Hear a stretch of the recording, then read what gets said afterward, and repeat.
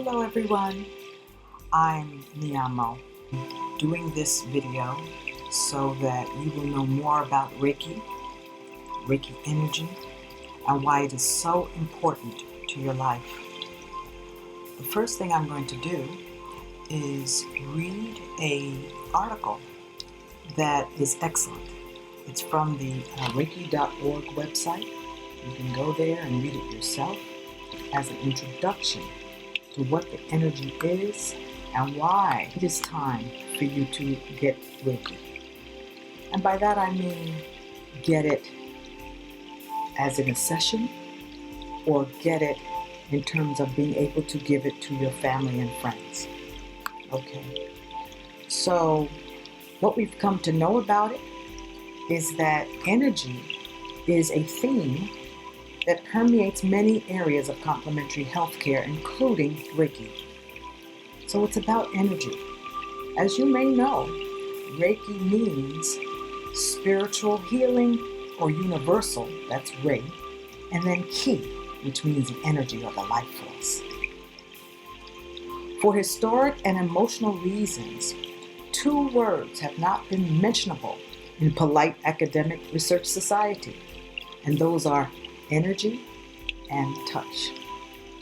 Hence, it's not surprising that Reiki therapy has been neglected by mainstream biomedical science. This picture, however, is changing rapidly because of exciting research from around the world. Hence, the tale of how concepts of healing energy have swung from suspicion and ridicule to respectability is one of the most fascinating and clinically significant stories that can be told. As in many other areas of investigation, what we were absolutely certain about 20 years ago has changed dramatically. For example, in a few decades, scientists have gone from a conviction that there is no such thing as an energy field around the human body to an absolute certainty that it exists. Moreover, we have begun to understand the roles of energy fields in health and disease. Most people are simply not aware of this research and persist in the attitude that there is no logical basis for energy healing. This is not true. The main reason for the change in outlook is that sensitive instruments have been developed that can detect the minute energy fields around the human body. Of particular importance is the squid magnometer, which is capable of detecting tiny biomagnetic fields associated with physiological activities in the body.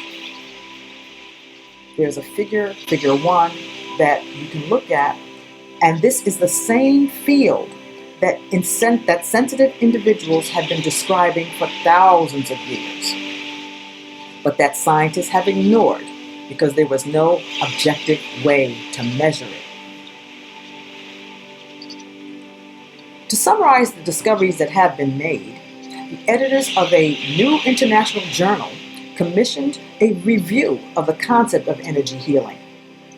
While the International Center for Reiki Healing has been researching this topic for some 15 years, the preparation of an in-depth review led to a thorough re-examination of the subject with some unexpected conclusions. For the most part, key discoveries are not being made by scientists studying methods such as Reiki, therapeutic touch, or healing touch. Instead, traditional scientists, following customary logic and scientific methods, have begun to clarify the roles of various kinds of energy in the healing process. Hence, the picture that is emerging has the same scientific foundations that underlie modern clinical medicine. It has long been known that activities of cells and tissues generate electrical fields that can be detected on the skin surface. But the laws of physics demand that any electrical current generates a corresponding magnetic field in the surrounding space.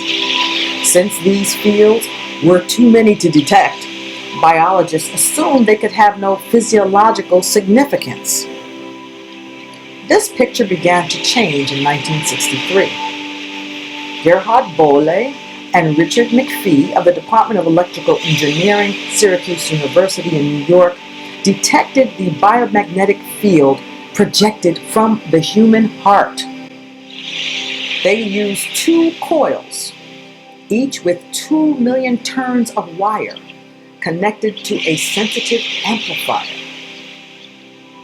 In 1970, David Cohen of MIT, using a squid magnetometer, confirmed the heart measurements. By 1972, Cohen had improved the sensitivity of his instrument, enabling him to measure magnetic fields around the head produced by brain activities. Subsequently, it has been discovered that all tissues and organs produce specific magnetic pulsations. The traditional electrical recordings, such as the electrocardiogram and electrocephalogram, are now being complemented by biomagnetic recordings called magnetocardiograms and magnetoencephalograms. For various reasons, mapping the magnetic fields, this is emphasized in the article, mapping the magnetic fields in the space around the body often provides a more accurate indication of the physiology and pathology than traditional electrical measurements. In the 1920s and 1930s, a distinguished researcher at Yale University School of Medicine, Harold Saxon Burr, suggested that diseases could be detected in the energy field of the body before physical symptoms appear. Moreover, Burr was convinced that diseases could be prevented by altering the energy field. These concepts were ahead of their time, but are now being confirmed in medical research laboratories around the world. Scientists are using squid instruments to map the ways diseases alter biomagnetic fields around the body. Others are applying pulsating magnetic fields to stimulate healing. Again, sensitive individuals have been describing these phenomena for a long time, but there was no logical explanation of how it could happen. In the early 1980s, Dr. John Zimmerman began a series of important studies on therapeutic touch using a squid magnetometer at the University of Colorado School of Medicine in Denver. Zimmerman discovered that a huge pulsating biomagnetic field emanated from the hands of a therapeutic touch practitioner. The frequency of the pulsations is not steady, but sweeps up and down from 0.3 hertz to 30 hertz cycles per second, with most of the activity in the range of 7 to 8 hertz.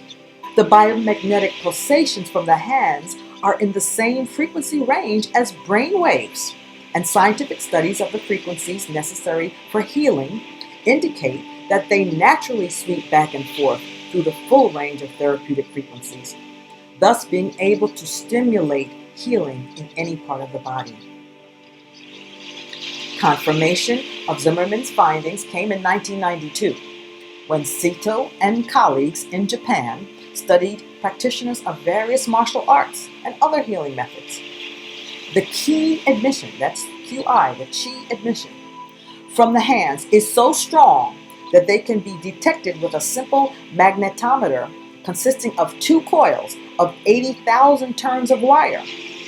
Since then, a number of studies of Qigong practitioners have extended these investigations to the sound, light, and thermal fields emitted by healers. What is particularly interesting is that the pulsation frequency varies from moment to moment. Moreover, medical researchers developing pulsating magnetic field therapies are finding that these same frequencies are effective for jump-starting healing in a variety of soft and hard tissues, even in patients unhealed for as long as 40 years. Specific frequencies stimulate the growth of nerves, bones, skin, capillaries, and ligaments. Of course, Reiki practitioners and their patients have daily experiences of the healing process being jump-started. And academic medicine is now beginning to accept this therapy as logical and beneficial because of these new scientific findings. To study the projection of energy from the hands of therapists, scientists must first recognize that there are huge individual differences between people. Repeated practice of various techniques can enhance the effect. There are logical, neurophysiological, and biophysiological explanations for the roles of practice and intention. It is not widely understood that brain waves are not confined to the brain, but actually spread throughout the body via the perineural system, the connective tissue sheaths surrounding all of the nerves. Dr. Robert O. Becker has described how this system, more than any other, regulates injury repair processes throughout the body.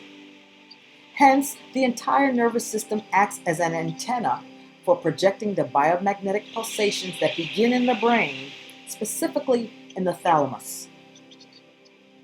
Moreover, waves that begin as relatively weak pulsations in the brain appear to gather strength as they flow along the peripheral nerves and into the hands.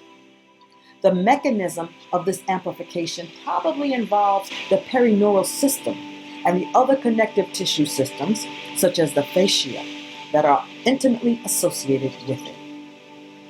In conclusion, in this brief summary, the authors have shown how some of the experiences of energy therapists have a basis in biology and physics. After centuries of neglect, energy therapies can take their appropriate place in clinical medicine.